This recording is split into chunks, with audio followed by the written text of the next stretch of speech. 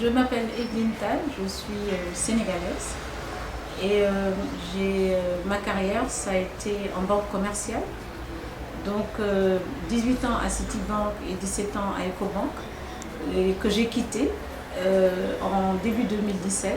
J'ai quitté Ecobank au poste de directeur général adjoint du groupe, donc député CEO, et en charge des filiales africaines, ce qui m'a fait à un moment, je prends une responsabilité sur 30 pays africains.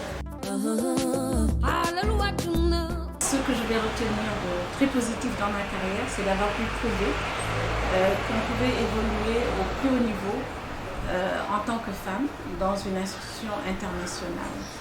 Et également d'avoir pu briser ce mythe de panafricain ou pas anglophone, francophone. Et j'espère que j'ai pu donner de l'espoir aux jeunes femmes pour qu'elles sachent que même dans le monde de la finance, et peut-être surtout dans le monde de la finance, elles doivent viser le plus haut niveau et qu'elles peuvent atteindre le plus haut niveau.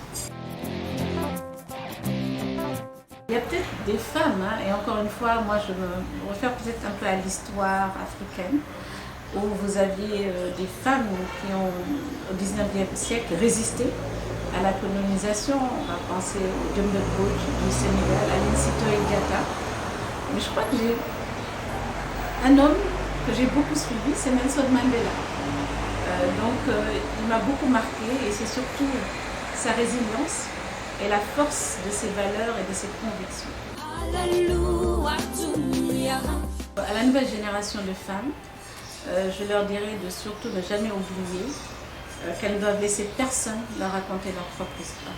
Faites votre propre histoire, prenez vos décisions, n'ayez pas peur de l'ambition saine, mais qui devra toujours être canalisée par des valeurs très fortes. Et moi, pour des femmes, je trouve que c'est important d'avoir de l'éthique, c'est important de faire les choses avec un sens de l'équité.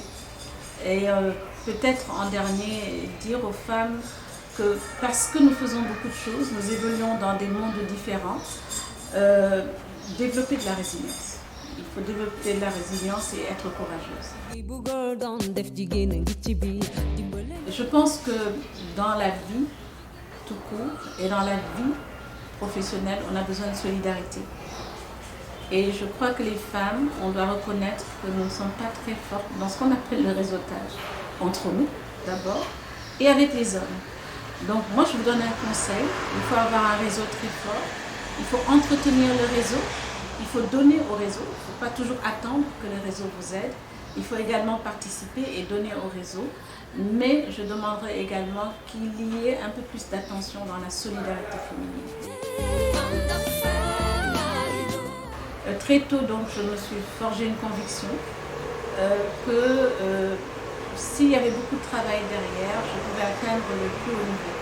Donc je ne me suis jamais fixé de limites et je me suis focalisée à apprendre, à avoir de l'expérience et à essayer d'atteindre l'excellence dans tout ce que je faisais. Ça, c'est la partie apprentissage qui a été très forte dans la première partie de ma carrière à la Citibank.